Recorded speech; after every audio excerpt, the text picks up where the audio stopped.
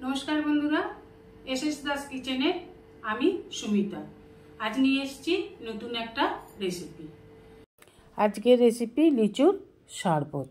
এই গরমে শরীর সুস্থ সবল শান্ত রাখার জন্য লিচুর শরবত খাওয়া খুবই দরকার।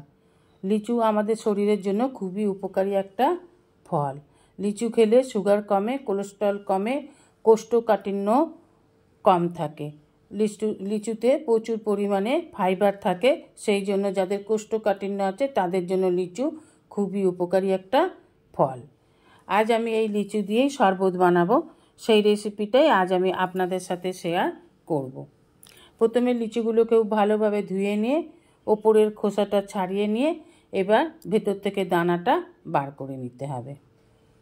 এইভাবেই সমস্ত লিচুগুলোকে আমি ছাড়িয়ে লিচুর ভেতরে দানাটা ফেলে দিয়ে ছাড়িয়ে নেব। এইভাবেই লিচুটাকে ছাড়িয়ে নেব। দেখুন লিচুগুলো সব আমার ছাড়ানো হয়ে গেছে, দানাগুলোকে এবার বার করে নেব। এখানে বলে রাখি, যেসব বন্ধুরা আমার চ্যানেলটিকে সাবস্ক্রাইব করে আমার পরিবারের সদস্য হয়েছেন তাদের অসংখ্য ধন্যবাদ। যারা এখনও আমার চ্যানেলটিকে সাবস্ক্রাইব করে আমার পরিবারের সদস্য হননি, আজই আমার চ্যানেলের নতুন দর্শক তাদের কাছে অনুরোধ রইল আমার চ্যানেলটিকে সাবস্ক্রাইব করে আমার পরিবারের সদস্য হবার জন্য। পাশে থাকা বেল আইকনটিতে ক্লিক করে দেবেন নিউ ভিডিওর আপডেট যাতে সবার আগে আপনার কাছেই পৌঁছে যায়। নিয়ে নিলাম একটা মিক্সি জারে লিচুগুলো, আর নিয়ে নেব এক প্যাকেট জলজিরা, দিয়ে দেবো বড় চামচের হাফ চামচ বিট লবণ আর বড় চামচের 2 চামচ চিনি। চিনিটা আপনারা আপনাদের পছন্দ মতন দিতে পারেন। দিয়ে দেবো 100 গ্রামের মতন টক দই। টক দই গরমে খাওয়া খুব ভালো, তাই যে কোনো শরবত করুন না কেন অবশ্যই একটু টক দই দিয়ে দেবেন, তাতে শরীর অনেক বেশি শান্ত থাকবে। এবার শরবতটা বানানোর জন্য লিচুটাকে পেস্ট করে নিয়ে এলাম। দেখুন পেস্ট করা হয়ে গেছে, একদম মিহি করেও পেস্ট করিনি, একটু দানা আছে। এবার মিক্সি জারটাকে ধুয়ে একটু জল দিয়ে নেব। এবার পরিমাণ মতন আমি জল নিয়ে নেব।